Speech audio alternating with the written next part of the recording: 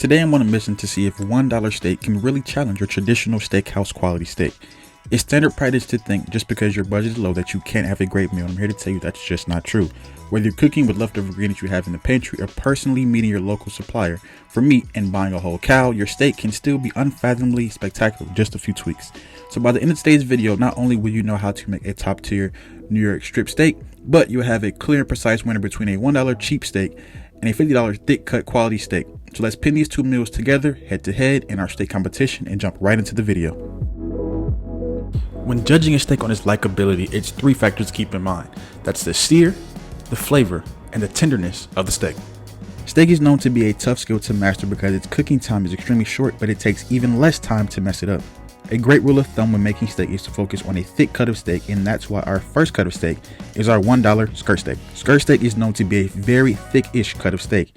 It's cheap on price and oftentimes used in carne asadas, but the caveat is that it's mainly a lean cut of the cow, so naturally you want to marinate it heavily because the flavor won't be rendered down from its own fat. To a bowl you want to add in one whole bottle of Modelo beer, not the light version but the one that's full of calories.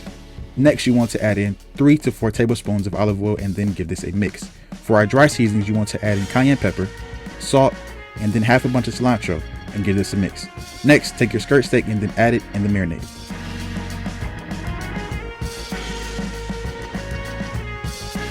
Now the elephant in the room is this is definitely not $1 steak, and I would agree with you. But if we look at the unit price of the steak, and also divide that by 4, you're able to have a steak for $1.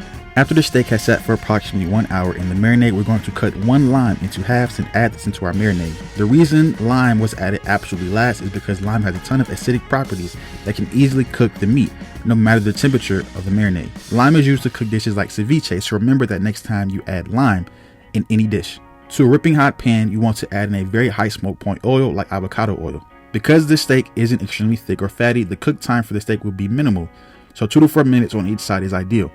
Otherwise, this semi-thick steak will be like a jaw workout, which is extremely annoying and completely unbearable. Once flipped, let it cook for another 2 minutes, and by this time you should see that the crust and blackened meat begin to look flavorful and juicy. Once cooked on both sides, you want to take it off the pan immediately and let it rest on a drying rack for no less than 10 minutes. The resting point of any meat cooked quick and hard, is when it begins to retain its juices and it slows down the cooking process. This is also the same point in which the flavor components begin to seep through as well. Once rested, make sure to slice against the grain, and because we want it to be tender as possible, we're not only going to slice it once, but cube it, which means we're going to go first horizontally and then next vertically. And as easy as ever, we have our $1 skirt steak.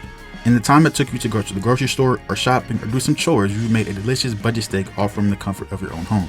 It also checks off 3 of our factors from earlier, which are sear, flavor, and of course, tenderness. It's remarkable to me that something this cheap can be so amazing. The char on the steak and the marinade that we made earlier is literally unmatched, but this steak is really amazing and I love it to death. The steak itself is remarkably good because the marinade itself offered an extreme depth of flavor, from the beer to the cilantro and even the olive oil. But what if we had a bigger budget?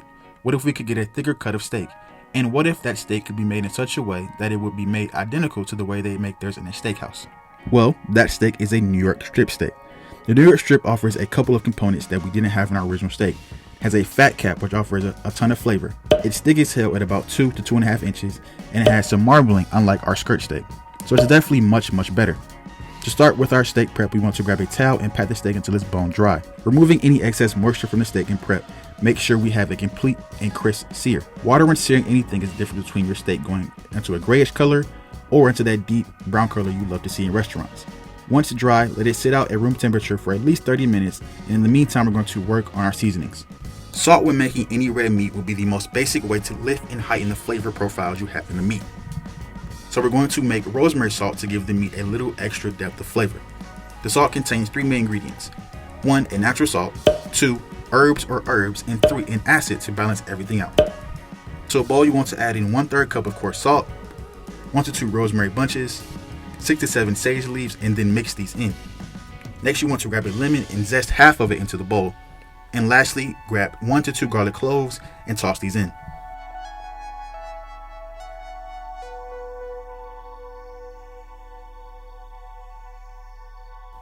Blend these on a high heat for about 2 to 3 minutes or until they've reached a powder/seasoning texture.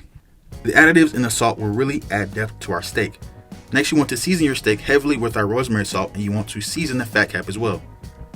Flip and then season both sides and even the edges of the steak as well. You lose about 30% of the seasoning during the cooking process, so don't go light on the seasoning.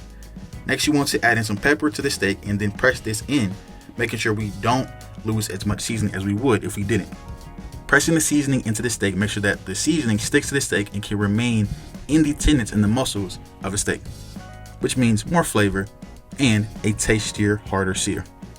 Usually I would use a grill if we were outside, but this is my go-to. Bring the pan to a high heat and we're going to add in our neutral high point smoke oil. Once at temp, we're going to first start out by rendering down our fat cap until it's golden brown.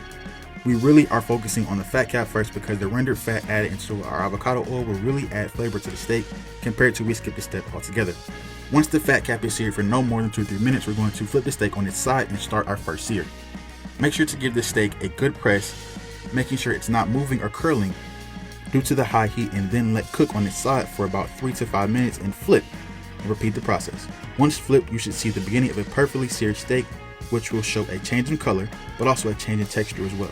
Once flipped, take off the pan and let it rest for 5 minutes on our drying rack. In the meantime, we're going to introduce our aromatics into the pan. Aromatics are essential when working with any meat because they are part of a most important step, which is basting. Basting is a process that involves adding extra fat to a meat, which in turn adds flavor as well. Aromatics involved in the basting process usually involve 3 things: a fat, some herbs, and a form of garlicky component. When cooked down, the fat helps to release some flavor components and really gives you the flavor when taking a bite. To that same piping hot pan, we're going to add in our aromatics from earlier and get them rendered down. The butter should begin to bubble, which in return will caramelize our shallots and soften our garlic for this process. Once at this point, you want to add in your steak back into the mix and we're going to begin basting. Take a heavy duty large spoon and begin tossing this aromatic oil onto the pan, onto the steak. You want to really incorporate the butter onto the steak and you should see a sizzling on the surface. After about 1 to 2 minutes on the front, flip and we're going to do the same on the back side. Once done, take it off again and let rest for no less than 10 minutes, but we're not done just yet.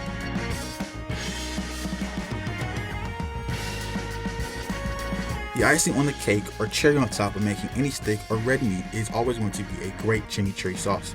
Chimichurri, broken down, is essentially just dressing for a steak. It's comprised of 3 main elements, which are an herb, an oil, and a garlic, which seems to be a trend while making the steak. To make it, grab a bowl and we're going to add in 1 bunch of parsley roughly chopped, 2 garlic cloves that have been minced, and about 2 tablespoons of red pepper flakes. Give our dry ingredients a heavy mix and we're going to then add in our wet ones. To that same bowl, we want to add in 1/3 cup of olive oil and 3 tablespoons of red wine vinegar and give this a heavy mix. Top this with your steak from earlier and I guarantee this is absolutely delicious. And as easy as ever, we have our $50 steak. We made it in ways that are very similar to your favorite steakhouse. We've checked off all 3 of our boxes when it comes to likability. It has an amazing sear from our stainless steel pan. The flavor is immaculate due to our seasonings and basting process, and because we cut the steak against the grain, it's extremely tender. We spent so much time preparing both steaks, and both have their own unique flavors. And now you're probably wondering, what steak do I like the most? And for me, truthfully, it's actually the $1 steak. I love a steak with a good marinade and a good strong depth of flavor. And for me, I paired it with a tortilla off camera and it really was my favorite. The acidity from the beef and the lime paired with the seasonings and spiciness in the marinades were really, really amazing. Don't get me wrong, I definitely love a good seared steak, but I also love a steak with the marinade, the one that's lean, the one that's a little bit fatty but not too fatty, and for me that really was that $1 steak. Until next time, I hope you enjoy your dinner from Chase Andy. Don't forget to click the subscribe button in the menu below and click to my right in about 5 seconds for many more videos you really will enjoy.